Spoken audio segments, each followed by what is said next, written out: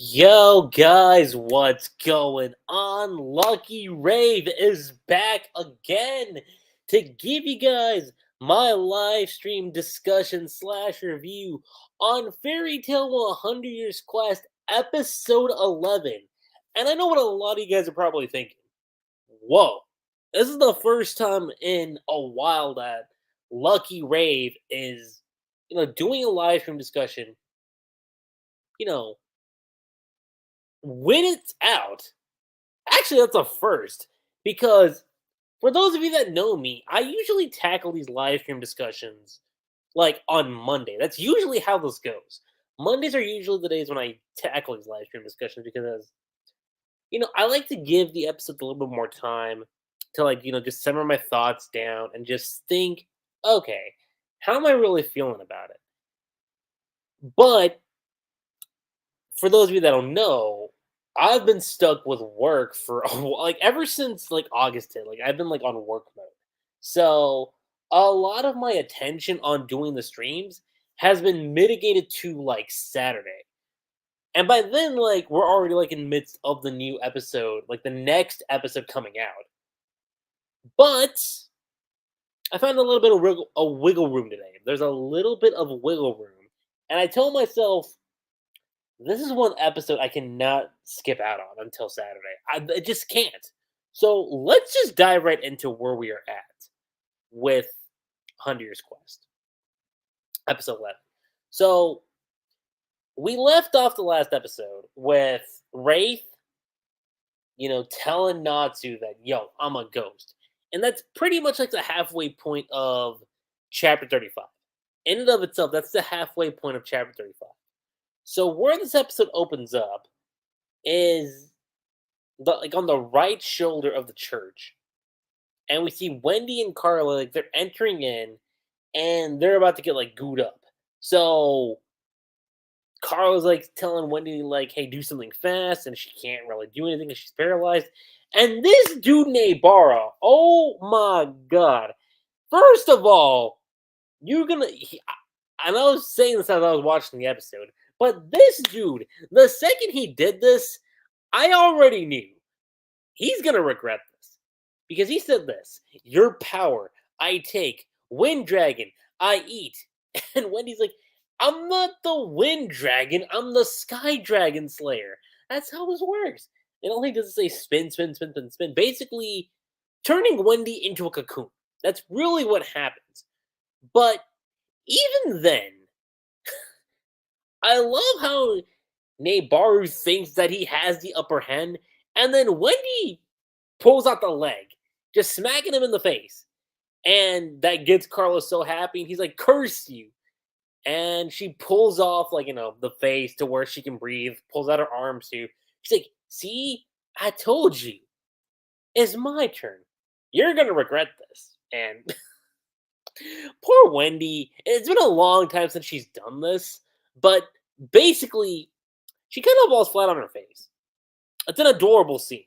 Don't get me wrong. It's an adorable scene, one we haven't seen for like a very long time. Okay. So in this instance, I can give Wendy a pass. Just for this instance. And Carla's just like, really? Really? We really doing this right now, girl? Really? But Nibaru was like, wait, you spin, but why? Why you move? Cut over to the town on the left hand, and we see Kyria there, we see Loxus, we see Jalal, we see Urza who's sweating, and Kyria's like, this one looks tasty. Hmm? And Loxus is just like, butt out, lady. If you're after Urza, then you're just another enemy. That's Jalal talking, by the way. And Urza's just like, what is she doing in? Wait, does that mean she's here to eat Alderaan? Then she's probably not alone. The other members of Diabolos are probably here, both going for the orbs. This is dangerous. And then she thinks about the orb, and she looks over at the pillar, and she sees an orb just standing there, practically small enough to carry. While they're busy with their I said staring contest, I'll go I'll go grab it, and then we cut over to the amusement park on the right hand. And basically, Loki's tied up, and Virgo's just enjoying herself. Let me just say that. Virgo straight up is enjoying herself. She's like, tighter, please. Like, you know Virgo's on that kinky stuff, okay? We all know that. That's not sugarcoating anything. And Mira and Elfman super confident. Like, be like, it's your turn, Lucy. Here's a special move from a real man. And she sends Loki and Virgo back. Loki, Virgo, I close your gates. And then she opens up, you know, the gate of the Golden Bull, which is Tauros, and she goes into her Taurus starters, which is always amazing. I love all her star dresses, in my opinion, are really, really cool. Okay? My personal favorite, okay? Look, I'll be real here. My personal favorite, and this is probably more so because I've been thinking about like how less often it's been used. But can we get more of Scorpio? Like the Scorpio star dress is really cool. It kind of gives Lucy like the, you know, like the ninja vibe, you know? I want to see more of that star dress. Like I love, Tauros. I love, her Aquarius star dress. Obviously, not gonna deny that one. Same thing with Capricorn. Capricorn, she's super stunning as hell. Duh. But can we get more of Scorpio? Like, is that too much to ask? The Scorpio star dress, again, is just beautiful in and of itself, okay? But anyway, like, moo! Tauros form, that's what I'm about. And she goes like, yeah, Taurus is a spirit with the same type of power as you, Elfman. And for Mira, Gemini. And she pulls over on Lisana, which kind of throws Mira off a bit. It's your one weakness, Mira. I know it's just an illusion, but I still can't hit her. And this is when Mr. Madmo, Chaw Man shows up. Nice to meet you again, Chaw. Seems there's dragons. There's you lot. Fairy tale. You're from Diabolos. And then that's kind of getting Mira ticked off. She's like, so it was you who erased Lisana. And that's like the end of that part of the episode, actually. Or I should say that part of the chapter. Because going from there, we cut to chapter 36. Which I should say, this episode covers the last bits, like the last half of chapter 35, 36, 37, and 38. Which I do want to say 37, if I remember correctly. It's either 37 or 38. One of those two starts off volume 5. As far as I know. And I'm going to find that out here shortly. But you see what happens. Lucy calls out Mira, and Mirachin's going all in, but not much is done. Like, Madmol does what he can. Same thing with Elfman. And, in spite of all that, Lucy's like, every place he hit turned to ash. Your attacks are as nothing before the ash. And you see what's going down. Like, Mira's getting, like, pummeled. And it's saying a lot. And then, now that I think about this, and there's going to be something that happens in the future that is similar to what I'm going to be talking about, okay? Because Lisana shows up sneaking behind Lucy in, like, a snake form. And I'm not going to spoil what occurs in future events, but there is something similar that happens. I'm not going to say what it is because, number one, it's a surprise. Obviously, I'm not going to spoil future events, but it's kind of saying something. Because Lisana just going like, I caught me a Lucy. And Mira's like, Lisana, animal soul snake. I have to say, I don't like it much myself. And she's saying, like, there's no time for this. They're too strong. We have to join forces. There are two things we can do. We meet those who rebel against the creed of white magic. We can kill them.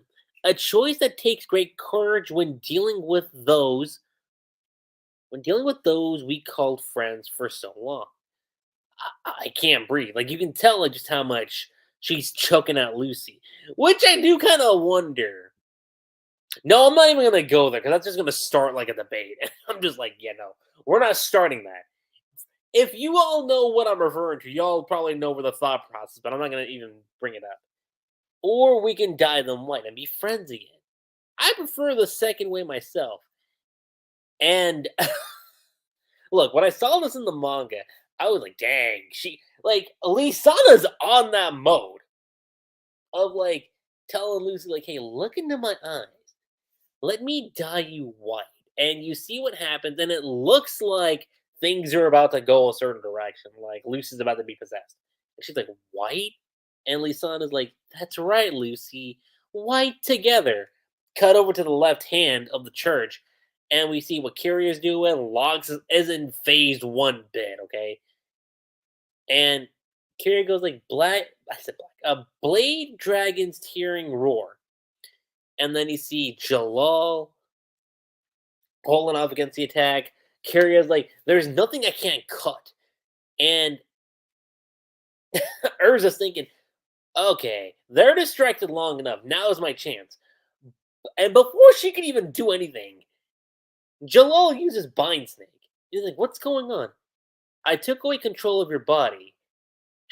And he's like, let's go together. And as soon as he does this, I'm like, okay, someone really needs to fix Jalal.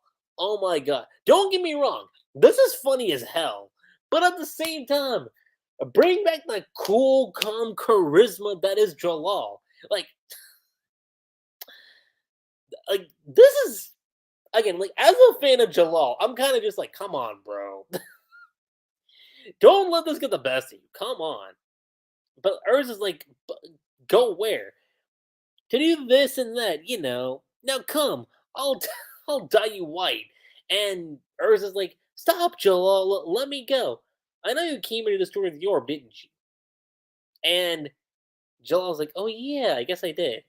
But you know what's more important? To dye you white. And she's like, damn, I can't move a muscle. You shall be loved by the 7 stars. And Urza's like thinking like, man, he's a lost cause. A lost cause for sure. Then we cut over to Natsu and Happy. And Natsu's thinking like spirit dragon. So you're like already dead? That's correct. And Happy still confused, like Natsu, who are you talking to? What are you doing? And it's like Natsu just putting Happy like in front of Wraith. Shoving you up against the ghost. You seriously can't see him, Happy? I can't see a thing, but I'm awfully scared. And the way the anime shows us off, I'm not gonna lie, was perfect. Because you see like the terrifying look on Happy's face, like I don't understand what he's showing me. If there's a ghost, I'm risking a curse here. So, am I the only one who can see you? It seems I'm visible to dragon slayers. That's why I'm in Diabolos. Do ghosts get hungry? No, they don't. It's power I wish to gain from eating dragons. And Happy's like, Natsu's really talking to something. Pardon the language, but how about you screw off the mortal coil? And Wraith's like, I can't do that. Not until I find the man who took my life. And until then, I must make myself stronger. And Wraith pulls off something against Natsu, and he pulls off the dragon spirit, and pretty much Natsu gets KO'd. Okay, Natsu literally gets KO'd to a point where like his soul comes out, and Wraith's like, your soul belongs to me. Like on some like Pegasus like dart shit from Yu-Gi-Oh. Okay, it's like his soul belongs to me. That's the vibe I was getting when he said this. And okay, so this does actually confirm something. So 36 is the actual ending of Volume 4. So 37, I'm looking at this correctly. Yeah, 37 is like the start of, not even the start, yeah, it's the start of, what do you call it? Volume 5.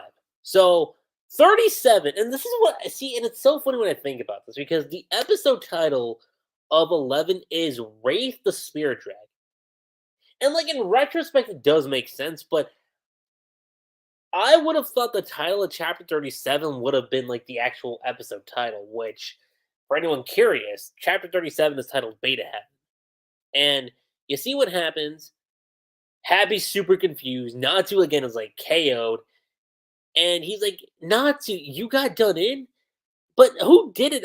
I can't even see anyone, nor hear me, and you never shall.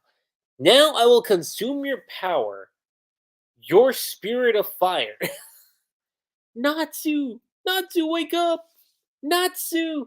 Natsu! And Wraith goes like he is already dead and gone.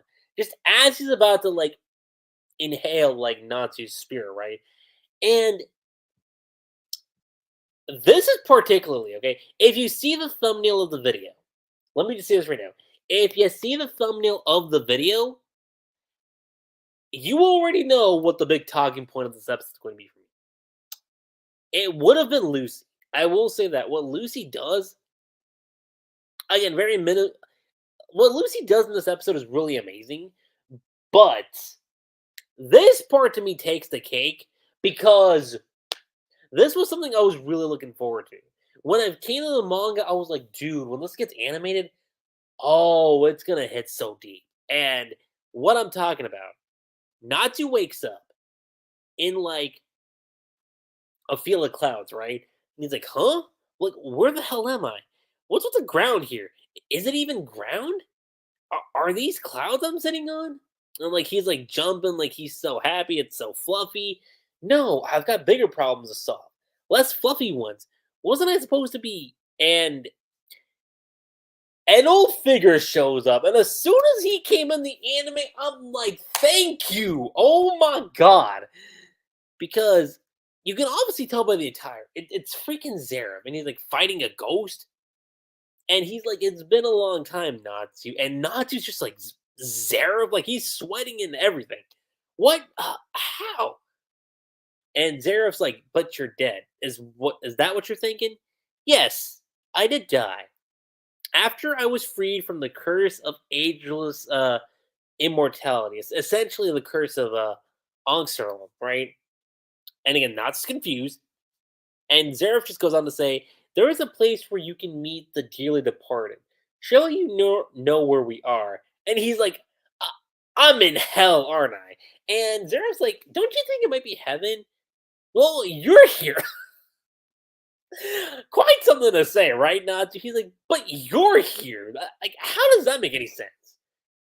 And Zeref goes on to say, in any event, it's neither heaven nor hell, though it resembles them.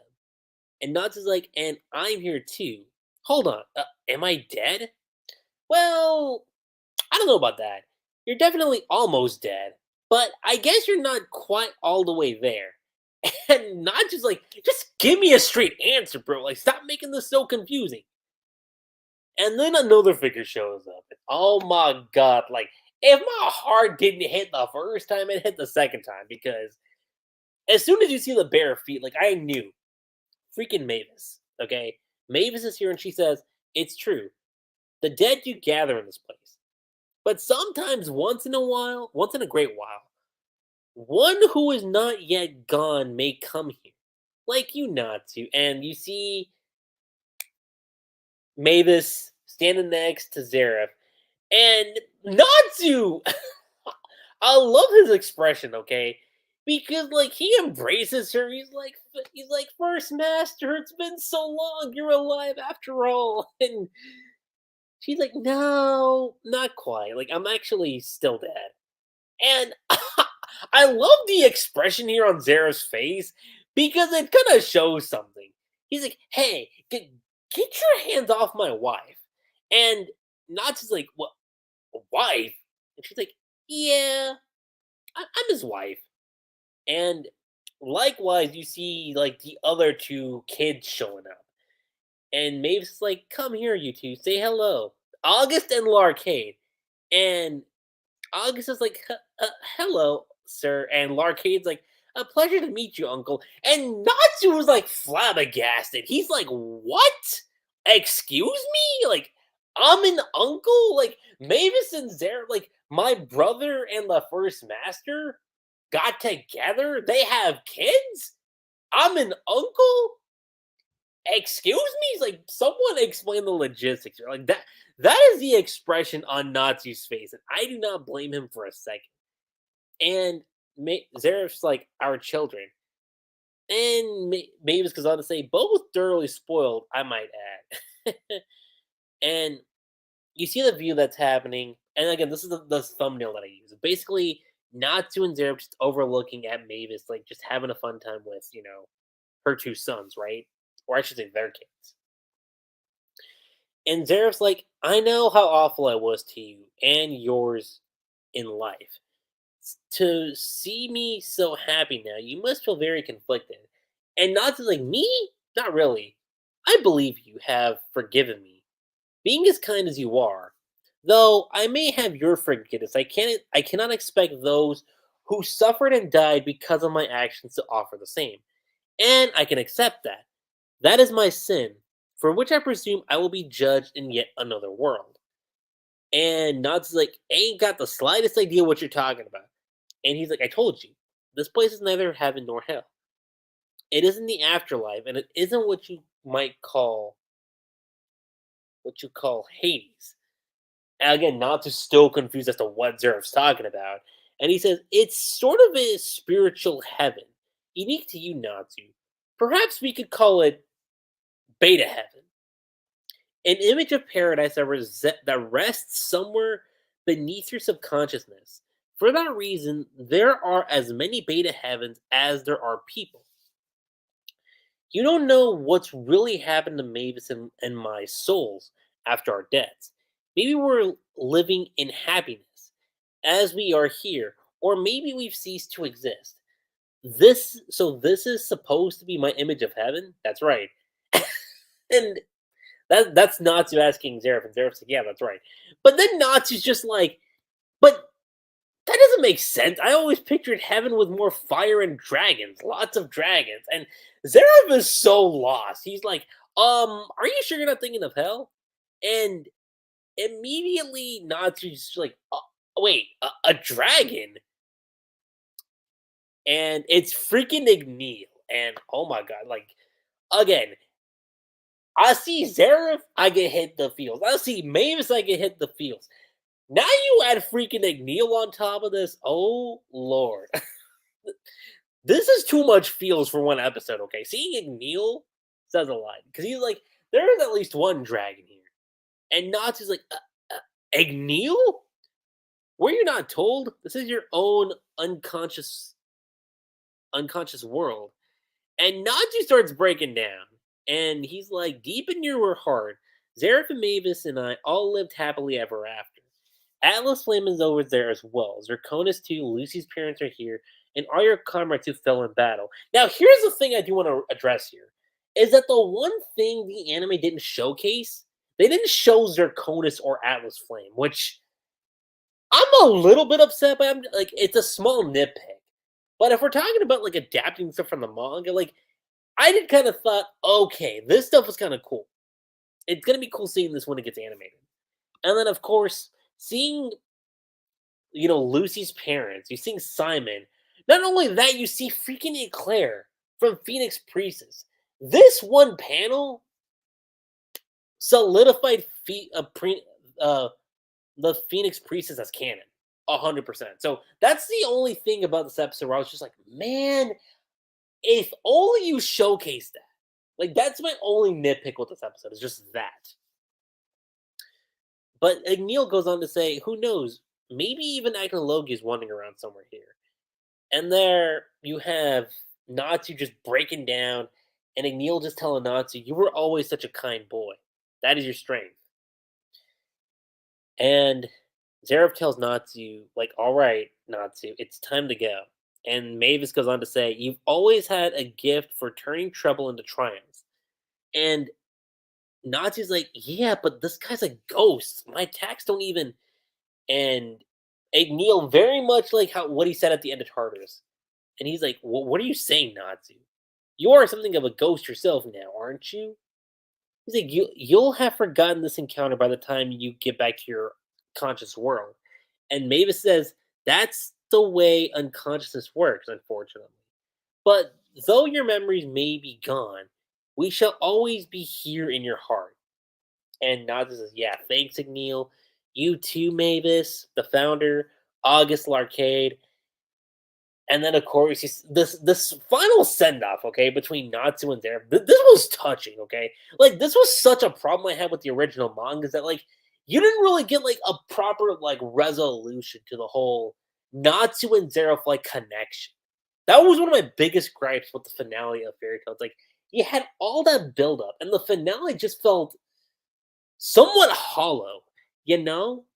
So getting this here, this meant so much to me when I was reading Hundred Years Quest, and seeing it again in the anime, beautiful. It's just beautiful. And Natsu, like he genuinely calls Zeref like, "Hey, bro, like take good care of Mavis, huh?" And he says, I am still alive after all." And this is where you have Natsu's spirit, like just trying to bite away at Wraith, and Wraith's like, "Wait, what the heck's going on? Hands off, buddy! This is only for eating, huh? But this can't be. Natsu, wake up! What's happening here?" And Natsu, resides back into his body. Happy's super confused. He's like, wait, a thought projection? It's like, well, I guess I'm something of a ghost myself now. Like he tells Natsu, like, hey, he tells Happy, give me just 1 second, okay? I have just one thing to take care of. So, and again, Happy's like just super lost. Like, I do not understand the situation whatsoever. Can't seem to remember who it was, but I think someone taught me some new magic. A little spell for becoming a thought projection, and he pretty much just takes on Arcade. It's amazing. It's beautiful. Okay, so you became a thought projection in order to attack you. Oh yeah, like Natsu was super pumped up. He's going in for the attack against Larcade. I said Larcade. I say Larcade. Oh my god, against Wraith. He goes in for the attack against Wraith, and then as soon as this happens, Wraith thinks, "Yo, I'm gonna possess Happy so he can't attack." It's like you can't seem to attack a friend, and not just like Happy. I'm so sorry, but this has to be done. I'm gonna do something you aren't gonna like, and he does that. Pretty much gets Wraith out of like Happy's body, and that sends Wraith kind of flying back and thinking, "Okay, I gotta like recontextualize all this." And like I said, Natsu does kind of hop back into his body for like a quick second. And he just tells Happy, like, hey, I've got a ghost to bust, but I gotta turn into something of a ghost myself to do it. So just keep an eye on my body, okay? And like I said, Happy is lost. He's like, I don't understand the situation. What is this? Oh, I'm gonna get you. The more powerful our combined magic becomes, hey, he just went through a building. And Natsu's like just seeing everything. And Wraith does actually find someone, okay? He's like, Natsu's just thinking, like, hey, well, where'd he go? Stupid, stinking, and basically, who he's taking over is Makarov. And he's like, yes, this is the body for me. The Synchro Ray, which is the title of the chapter, by the way, is spectacular. And Natsu was like shook. He's like, Grams? How dare you possess Grams? The Albus were already causing the use of his legs. And he says, he has the overwhelming magic, the experience with death. Added to my powers, the result is an invincible magic. Then we cut over to what's going on here with Elfman and Mirajane. Sis, check out these two. Yeah, they're strong. Physical attacks simply won't affect Ash, and your blows cannot pierce my armor, Cha. And of course, you see what's going on with Lisana and Lucy. You see what's going on there. And as Lucy's about to get possessed, she transformed into her Capricorn form, which, by the way, she looks amazing. She's stunning, beautiful, sexy. I mean, all the kind of words you can use to describe Lucy Hartfield with this particular dress. But also, we've only seen this in Dragon Quest. So it's actually really cool that, the manga utilizes this form. It's really, really cool. It's really nice to see that. So she's like, that was a close one. Your spell goes through the eyes, right? And she's like, sunglasses? Sorry again, Lisana. I'm going to have to ask you to go unconscious. And Capricorn's there. And Lucy's like, thanks, Capricorn. You really saved my skin. Not at all, ma'am. You did a brilliant job of turning the tables. See what's happening here. And Lucy's thinking, like, I think we can trust Elfman and Mira to handle Diabolos. I have to get going. Going where, if I may ask? I think I've got an idea. One that might just save everyone. So she's going off. She's going to take off. First, I've got to find Kana, and then we cut over to the church again on the left hand, and it's Kyria thinking like, "You got to be kidding me!" And then you have freaking Loxus getting ready. Okay, I never knew there was anyone so strong out there. Got another round in you, lady. And Carrier's thinking like, but I love it. I wonder how I'm going to slice you up. And that is like the end of the episode, okay? That is the end of this episode of Fairy Tale 100 Years Quest. And again, I'm going to say this. If it wasn't for the fact that we had 2 panels omitted in the episode, again, Zirconis and Atlas Flame weren't shown. Same thing goes for Lucy's parents and Eclair. The fact that we didn't see them in the whole beta heaven sequence, and again, it's a super minor detail, but it would have, like, I know Igneal does reference them in the scene. So it's not like they're not there. Like, he does say it, but it would have been cool to, like, see it visually, you know, just like how you did in the manga. And just for that alone, again, it's a small nitpick, but we could have had what was a pure perfection episode, but ultimately, it's an amazing plus episode. Like, this episode was still, like, amazing in and of itself, okay? But because of, like, those 2 small omissions from the manga, I'm like, just, okay, it's not as perfect as I would have wanted it to be, but they did, you know, pretty much do it almost verbatim to the manga, like they've been doing, okay? And just for that, like I said, it's an amazing plus episode. The big highlight for me, obviously, goes back to the whole beta heaven sequence. Like, that one, that hit deep, okay? That hit really, really deep. And of course, seeing Lucy, like, you know, getting herself out of the bind, it's always amazing too. The whole situation with Jalal, again, someone needs to save this man. Save this man and bring him back to his calm, cool charisma flow. Someone needs to just do that. That's just my thing. And number one, Natsu's now in a situation where he's about to take on Makarov, possessed by Wraith. That's going to be fascinating to witness in the anime. It really is. I'm not going to spoil, obviously, what happens, but it is a treat. I will say that. It is a treat to look forward to. But aside from that, you guys, like, that's pretty much all I have to say when it comes to this live stream discussion / review on Fairy Tale 100's Quest episode 11. I think we're soon going to get a new OP and a new ending song. I believe.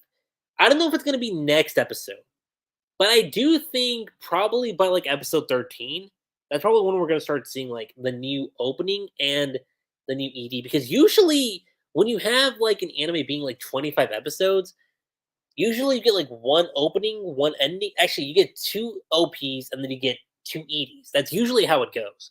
So I think we're getting close to seeing what the new ED and the new OP is going to be. But aside from that, you guys, that's pretty much all I got to say when it comes to this live stream discussion / review on Fairy Tale 100's Quest episode 11. Again, overall rating, amazing plus. Let me know what you guys' thoughts were on this episode. What was your favorite part about it? Did you have any gripes with the episode? And aside from that, guys, that's pretty much it. I'm LuckyRave. Don't forget to subscribe to my channel for more Fairy Tale content here on Mashima content, and I will catch you guys on the flip side. Laters.